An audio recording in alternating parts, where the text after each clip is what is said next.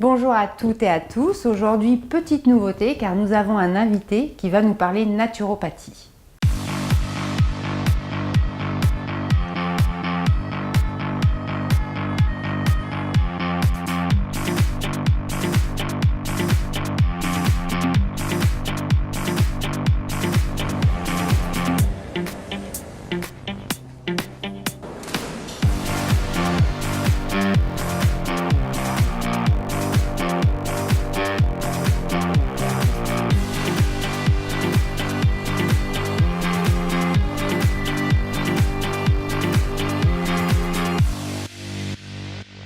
Bonjour, alors aujourd'hui pour cette nouvelle vidéo, nous allons aborder le sujet du stress et de ses conséquences, entre autres le sommeil perturbé. Pour cela, nous allons parler naturopathie et micronutrition avec Nicolas, un ami qui est naturopathe et qui est venu aujourd'hui nous parler des bienfaits des plantes.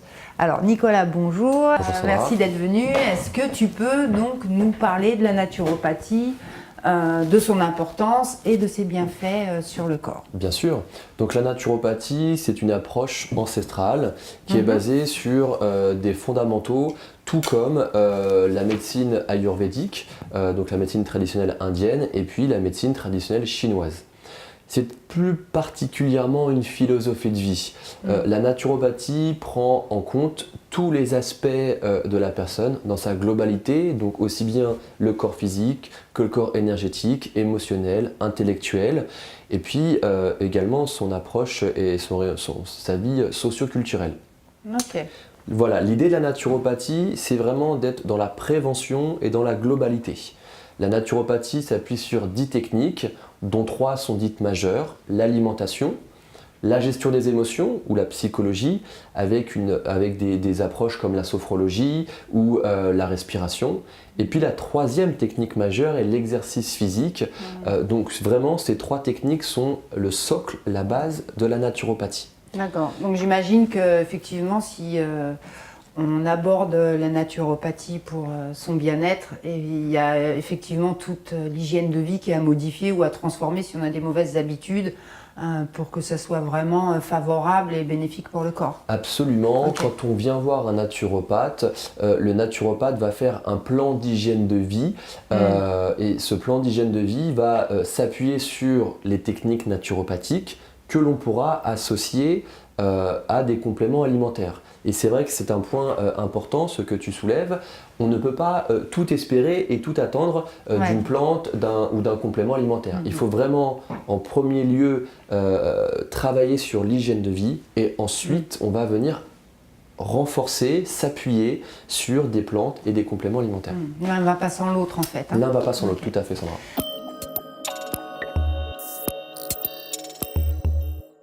Alors, quels sont ces 3 indispensables dont tu avais envie de nous parler?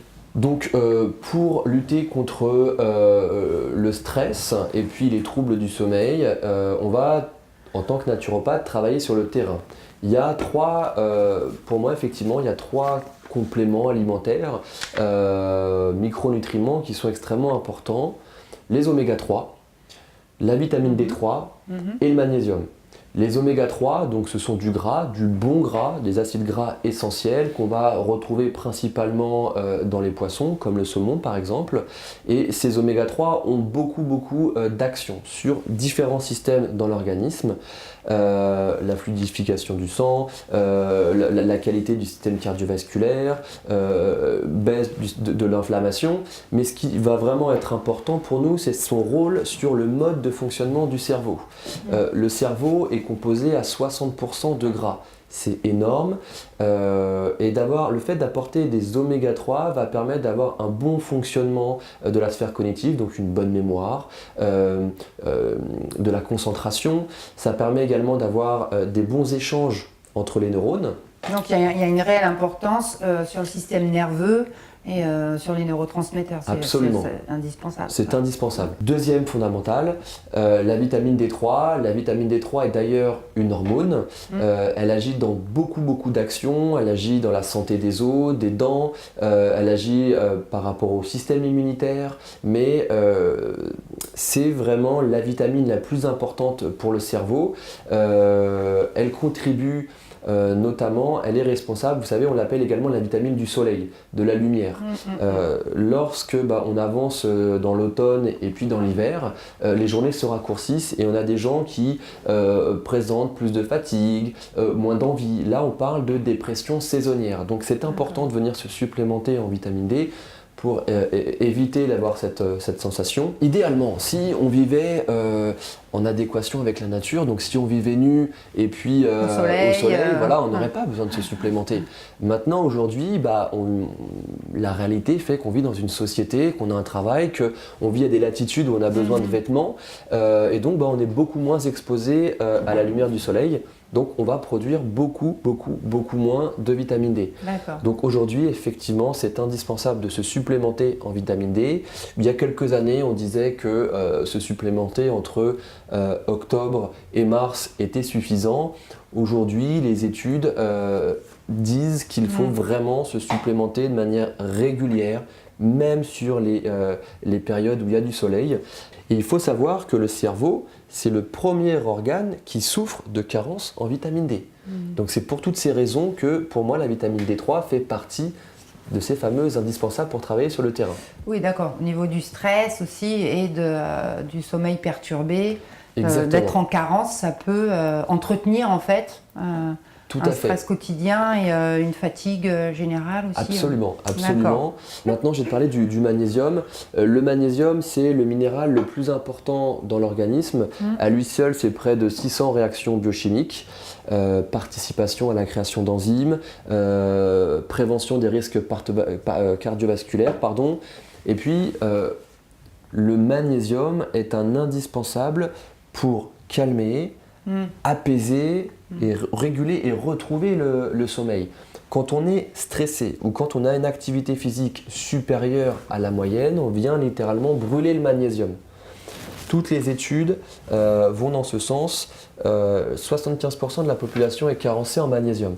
Donc avant de partir sur des choses complexes ou avant de partir sur des plantes, le réflexe, c'est quand même de partir sur une recharge en magnésium parce que c'est quand même beaucoup d'actions, simplement le magnésium.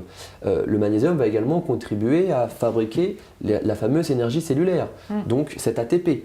Le magnésium, vous savez, quand on a des crampes, des courbatures ou des spasmes, la paupiille qui scintille et qui sursaute, ça, c'est des signes de carence en magnésium. Mais alors que choisir parmi tout j'ai envie de, c'est ça, la question que j'ai envie de te poser, c'est parce que c'est vrai, quand on rentre en parapharmacie ou le magnésium, il y en a plusieurs marques, plusieurs types de magnésium. Donc, qu'est-ce que tu conseilles? Quel est le meilleur magnésium qui sera efficace et puis qui peut s'adapter vraiment à n'importe quel type de personne? Alors, il y a 3-4 ans, le magnésium qui était réputé pour être le meilleur était les glycérophosphates. Ça, c'était il y a 3-4 ans. Aujourd'hui, en 2017, c'est très facilement vérifiable sur Internet et autres, dans des revues spécialisées. Le meilleur sel de magnésium est le bisglycinate. Le bisglycinate a la meilleure assimilation et la meilleure tolérance. Donc on n'aura pas ces effets de sel molle, de ballonnement et de gaz. D'accord. Maintenant, aujourd'hui, on peut retrouver sur le marché des compléments qui sont faits en synergie. Et là, on peut se poser, mais quelle est la synergie la meilleure, la plus adaptée? Selon moi, la meilleure synergie sera un complément où on va retrouver le meilleur magnésium, donc le bisglycinate. On va retrouver également de la taurine qui va permettre de travailler sur la tonicité de la membrane cellulaire, donc pour avoir un maximum de magnésium intracellulaire, donc dans la cellule. Et puis, dans le complément idéal, on devrait y retrouver 10 vitamines du groupe B qui vont permettre de sécréter le GABA, donc on parlera des neurotransmetteurs tout à l'heure, de sécréter le GABA, et puis qui va également, grâce à la vitamine B6, favoriser encore plus la biodisponibilité. D'accord. Et alors concernant le magnésium, est-ce qu'on peut prendre du magnésium tout au long de l'année afin de ne pas attendre cette carence et régulièrement prendre du magnésium? Alors l'objectif des médecines naturelles ou non conventionnelles en tout cas, c'est de faire de la prévention. C'est aussi l'objectif de cette vidéo. Donc l'idée, c'est pas de prendre un complément tout au long de l'année, tous les jours. Mais effectivement, c'est de faire des cures régulières. Et comme je le disais tout à l'heure, le magnésium, 75% de la population est carencée. Généralement, quand on va voir un thérapeute, c'est qu'on va pas très bien. Il y a peut-être des chances que si on va pas très bien, on est peut-être soumis à un stress physique, émotionnel, intellectuel et autres, avec toutes les conséquences que ça va avoir. Donc, il n'est pas stupide de venir se complémenter régulièrement en magnésium. Maintenant, on peut réaliser une recharge en magnésium, donc ça c'est relativement rapide. Des petites cures.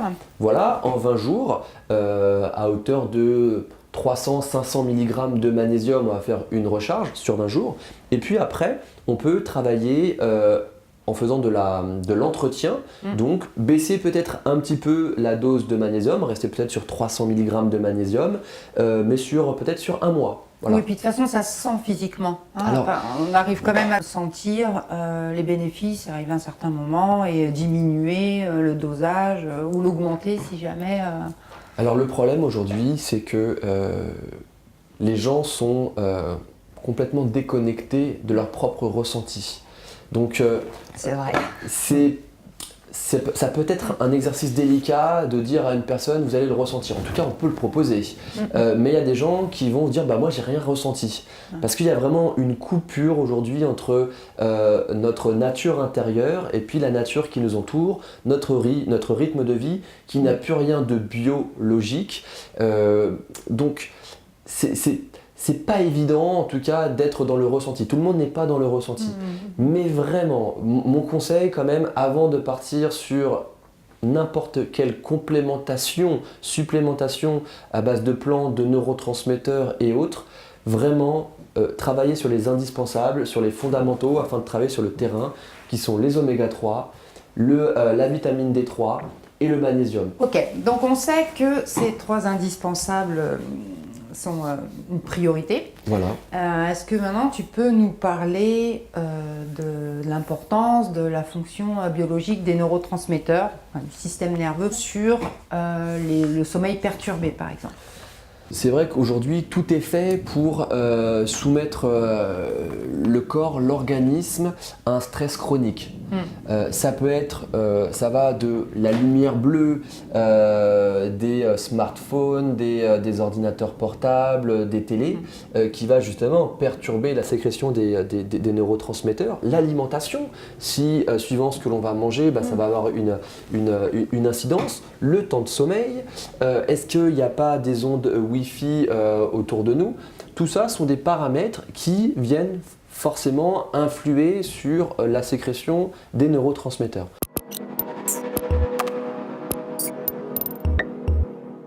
Tout d'abord, qu'est-ce qu'un neurotransmetteur? Un neurotransmetteur, c'est tout simplement une molécule chimique qui va être sécrétée par un neurone et qui va aller se poser sur un autre neurone ou sur une cellule cible pour envoyer un message. C'est tout. Okay. Voilà. Maintenant, le rôle des neurotransmetteurs, il est de faire passer une information. Ouais. Si ce fameux neurotransmetteur vient se déposer sur un autre neurone, il va avoir un envoi d'un message et généralement la réponse va être la suite, ça va être un influx nerveux, la transmission d'un influx nerveux. Par exemple, je me lève le matin, je veux aller courir, donc là j'ai besoin de ma dopamine qui me motive pour aller courir, et puis l'action, l'influx nerveux va être envoyé, et l'action qui va en résulter, c'est la course à pied.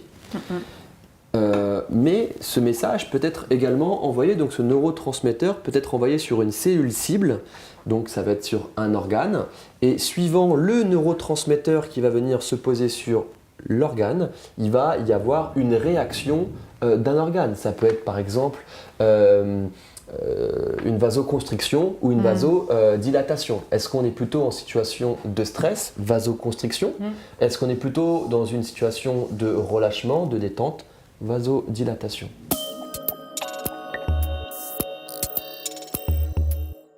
Le premier neurotransmetteur que l'on sécrète dans la journée, c'est la dopamine. On l'appelle le moteur. Ça, c'est au lever, c'est ça? C'est au lever, voilà, tout à fait. Très tôt le matin, on va sécréter de la dopamine. Et en fonction du dosage de dopamine, il va y avoir des sentiments, des ressentis, puis des répercussions sur les autres neurotransmetteurs. On peut être en carence aussi, donc? On peut effectivement être en carence en dopamine en fonction, je vous disais, hein, de l'alimentation. Le précurseur de la dopamine, c'est la tyrosine. La tyrosine, on va la retrouver dans des aliments comme la volaille. On va également retrouver de la tyrosine dans les amandes, dans la banane, dans les graines, notamment les graines de citrouille, de courge ou de sésame. D'accord. Donc voilà, l'alimentation de base, donc le petit déjeuner de base, est déjà fondamentale pour cette sécrétion de dopamine, qui va avoir des répercussions sur la journée. Toute la journée. Voilà. Okay. Comment on peut voir s'il y a un déficit de dopamine? Voilà, comment s'en rendre compte? Voilà, on a des gens qui vont être fatigués dès le matin, qui vont manquer d'envie. Le sentiment de ne pas avoir eu une nuit réparatrice. Voilà, ça, tout à fait. Fatigué. Manque de libido, ça peut être également de l'hyperactivité. Ok, ça peut faire en fait l'effet inverse, c'est-à-dire être hyperactif. Exactement, et puis ça peut être aussi des personnes qui vont avoir ce sentiment de déprime, dépression, voire même des personnes qui ont du mal à s'endormir le soir.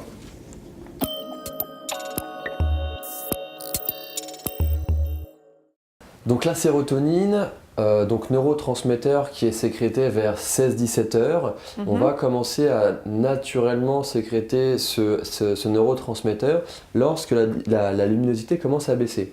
On a des millions de capteurs au niveau des yeux et dès qu'ils vont détecter que cette luminosité baisse, c'est le signal comme quoi on approche de la fin de journée, donc il faut commencer à ralentir. On appelle la sérotonine le grand inhibiteur. Cette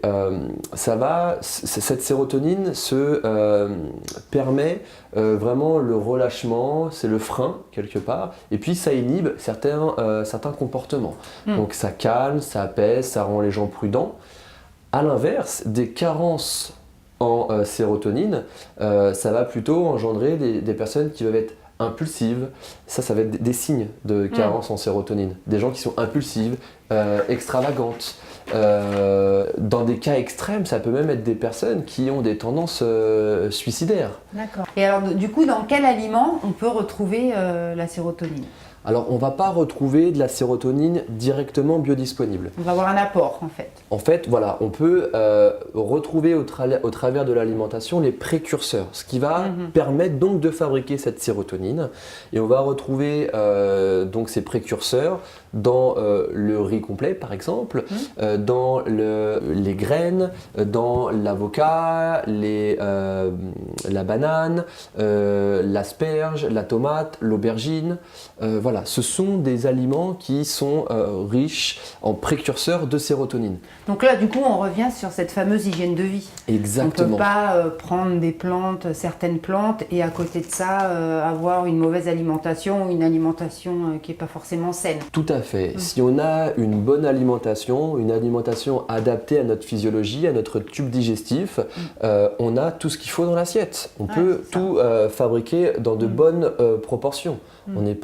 L'idéal, on n'est pas fait pour consommer des compléments alimentaires ou autres. Mais aujourd'hui, le rythme de vie... C'est aussi un gagne-temps en fait. Exactement. Voilà. Okay. C'est aussi un gagne-temps. Aujourd'hui, il faut aussi apporter des solutions rapides pour répondre à la demande des gens qui aujourd'hui... Justement, c'est le temps qui pose problème. Oui, parce que même quelqu'un qui a très envie et qui va mettre en place un processus de bien-être en passant par la naturopathie, alimentation saine, on entend quand même de plus en plus. Moi, j'ai de plus en plus de monde les gens sont demandeurs, mais il y a effectivement ce rapport au temps. Et quand on est dans des jobs où on ne peut pas arriver avec ses plantes, etc., on a la possibilité aujourd'hui d'avoir des préparations en complément alimentaire pour ne pas perdre et continuer à prendre tout au long de la journée ce qui est nécessaire pour son organisme.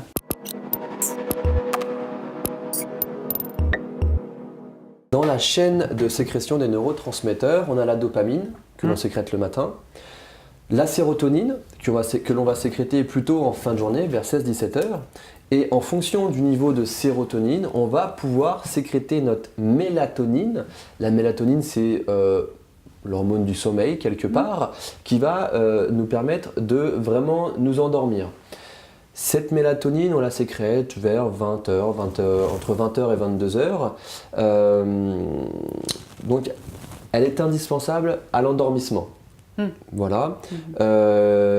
Tout simplement, des carences en mélatonine, ça va être des personnes qui ont soit du mal à s'endormir, ou soit des personnes qui se réveillent très régulièrement au long de la nuit, tout au long de la nuit. Ce qui peut entraîner des déficits en mélatonine, c'est là très clairement l'hygiène de vie. Soit des personnes qui ne se sont pas exposées à la lumière du jour, donc on n'a pas détecté la baisse de luminosité, donc il y aura une mauvaise sécrétion de sérotonine, soit une mauvaise alimentation, soit une exposition importante à la lumière bleue, donc au téléphone, aux ordinateurs, aux écrans, qui envoie un mauvais message au niveau des yeux.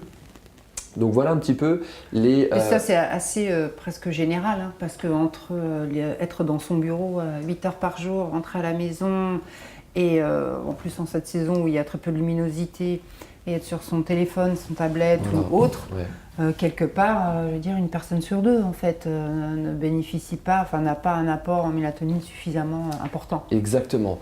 Donc là, deux axes de travail. Soit on travaille, je dirais, sur du symptomatique, donc on peut apporter directement de la mélatonine au travers d'un complément par exemple, ou soit on travaille sur la cause, donc on peut travailler sur l'alimentation qui va apporter les précurseurs, donc comme les précurseurs de la mélatonine, ce sera les mêmes précurseurs que la sérotonine, puisque les deux sont liés. Voilà. Ou soit par un complément alimentaire qui va permettre de sécréter la sérotonine et ou la mélatonine. Ok. C'est important, je pense, de parler de l'alimentation du soir, sachant que la digestion, c'est à peu près 3 heures, entre 2h30 et 3 heures, et que si effectivement les plats sont chargés, parce qu'il y a encore des gens qui s'alimentent avec de l'entrée, du plat, du dessert, etc., alors que le soir, il vaut vraiment mieux manger léger, pour faciliter l'endormissement. Effectivement, tout à fait. Suivant les aliments que l'on va associer, la digestion peut être plus ou moins longue, plus ou moins compliquée, et plus le repas du soir sera lourd et complexe, et plus dur sera l'endormissement. Donc je suis tout à fait d'accord avec toi, il faudrait idéalement prendre un repas très léger, très simple le soir. Pas fatiguer l'organisme non plus, quoi. Voilà, parce que finalement, ce qui se passe, c'est que lorsque l'on dort, le corps, si l'alimentation a été très complexe, il va premièrement digérer. Ensuite, il va se lancer dans un processus de détoxification. Et enfin, il va se lancer dans un processus de régénération. Plus le temps, la première phase, donc le temps de digestion, plus cette phase est longue, plus les deux autres phases seront courtes. Donc si on a mangé très compliqué et très lourd le soir, ça va prendre beaucoup de temps pour digérer. Si on a eu un rythme de vie et qu'on a été exposé à un certain nombre de toxines pendant la journée, la phase de détoxification sera beaucoup plus longue. Et après, la phase de régénération est très très courte. Et chez certaines personnes, elle est inexistante. C'est pour ça qu'on peut parfois se réveiller. J'ai pas l'impression d'avoir dormi cette nuit. Je suis épuisé. Il y a une vraie fatigue dès le matin en fait. Tout ça, c'est lié. Est-ce que tu peux nous citer des plantes plus ou moins importantes le soir? Donc, parmi l'éventail des plantes qu'il est possible de recommander, on peut par exemple essayer de respecter le rythme circadien. Donc, le rythme circadien, en gros, c'est le rythme biologique. Voilà. Le matin, on a plutôt besoin d'être actif quand même pour attaquer la journée. Il y a une plante que j'aime beaucoup qui s'appelle la rhodiola. La rhodiola, c'est une plante qui est utilisée depuis plus de 3000 ans par les Inuits. Et puis, en Sibérie et en Scandinavie, elle est vraiment réputée pour favoriser l'endurance, pour ses actions positives sur la mémoire, sur la lutte contre la fatigue, la gestion du stress. D'ailleurs, cette plante a été très longtemps utilisée par les Russes qui donnaient de la rhodiola à leurs astronautes parce que cette plante agit sur le corps physique. Et elle ne vient pas de la Russie d'ailleurs, elle n'est pas cultivée en Russie? Elle vient des pays nordiques, Ah, absolument. Scandinavie, Sibérie, Russie, etc. Alors effectivement, les plantes, on peut les utiliser de différentes manières. On peut les utiliser en infusion, on peut les utiliser directement en complément alimentaire, on peut les utiliser en synergie, on peut les utiliser en unitaire. Tout ça, on adapte. C'est bien la philosophie de la naturopathie, c'est de faire du sur-mesure, faire de la haute couture. On adapte le conseil à la personne. Qu'est-ce qui est le plus parce simple? qu'on est tous différents, Voilà. on n'a pas les mêmes réactions. Voilà. Okay. Aujourd'hui, ça m'arrive de croiser certaines personnes qui vont avec leur mug au travail. Et bien effectivement, à ces personnes-là, on peut peut-être leur proposer des infusions. Et puis il y a d'autres personnes, non, elles n'ont pas le temps. Elles n'ont pas le temps, il leur faut quelque chose de rapide à prendre.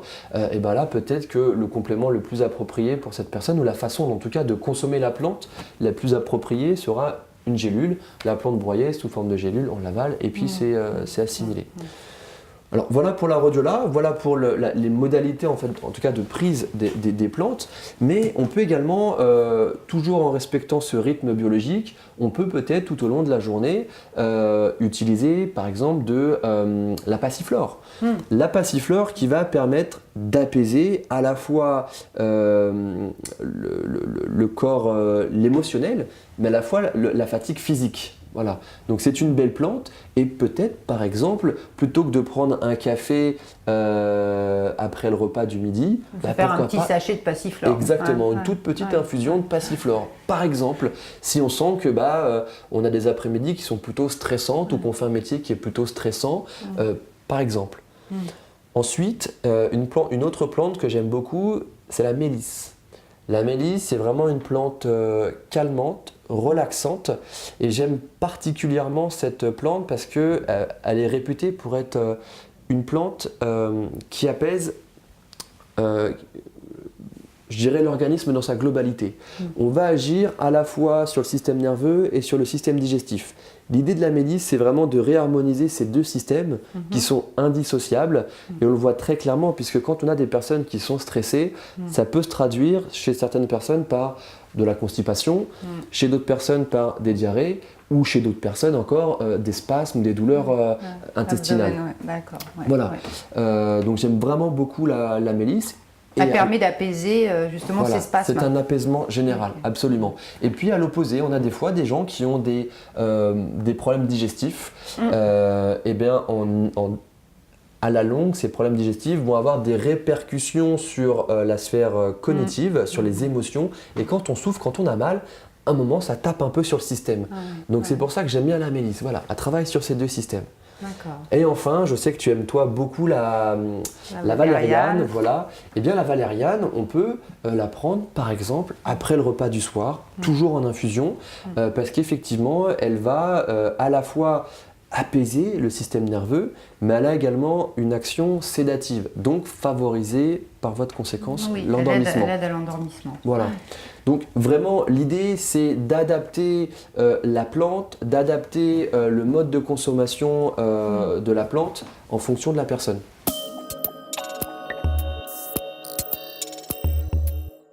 Il faut savoir déjà que la gémothérapie, c'est une branche de la phytothérapie. On a parlé des plantes. Les plantes, en gros, c'est la phytothérapie.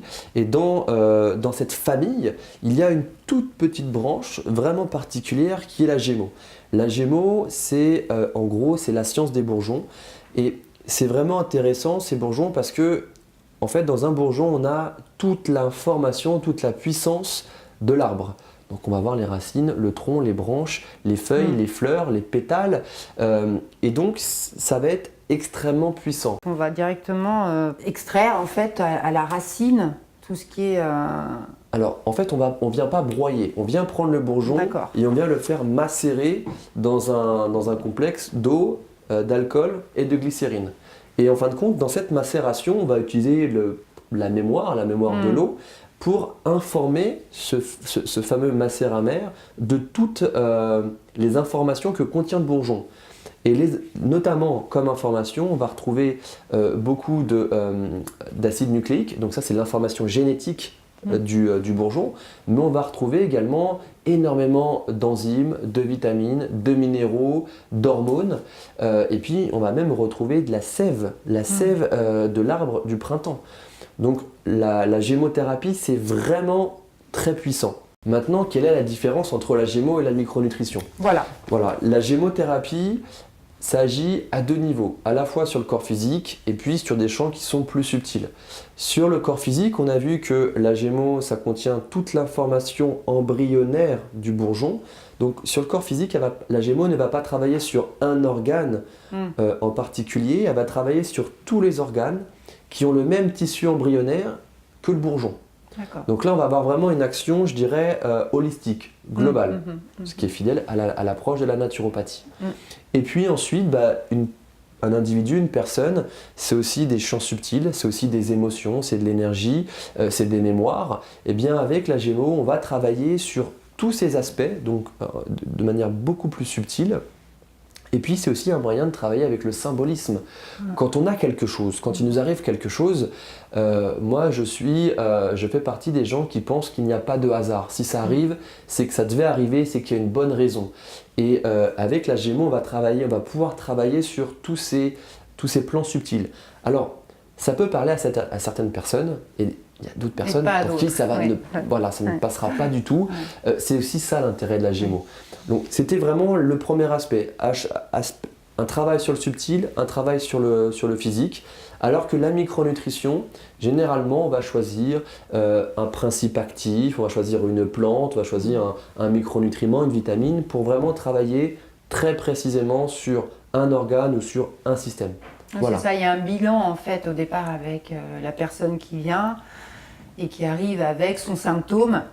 Avant de lui indiquer telle ou telle plante. Effectivement, le meilleur complément alimentaire, c'est celui qui est pris. C'est celui qui va être pris en fonction de tout un tas de paramètres que, en tant que thérapeute, on analyse. Et ça va nous permettre de vraiment très précisément trouver le complément qui va le mieux correspondre à la personne. Maintenant, si on peut associer les deux, si au niveau du budget ça convient, si on peut à la fois travailler en micronutrition et à la fois travailler en gémothérapie, c'est possible. Ça, pour moi, c'est l'idéal. Parce qu'on est une personne complexe et complète. Maintenant, si pour une raison ou pour une autre, la personne n'a pas le moyen, n'a pas le budget... Oui, parce que ça reste quand même un budget. Voilà, n'est pas sensible à l'énergétique ou à ces champs subtils, on va orienter son choix, soit sur de la micro, soit sur de la gémo, soit les deux. Et en gémo, vous pouvez même travailler, tout comme la phyto, en unitaire ou en synergie. Et ce qu'il faut savoir vraiment, c'est que quand plusieurs bourgeons sont mis à macérer ensemble, dans une synergie, on a vraiment une efficacité qui est multipliée. Voilà, c'est pas une addition, c'est pas une somme, mais c'est vraiment une multiplication.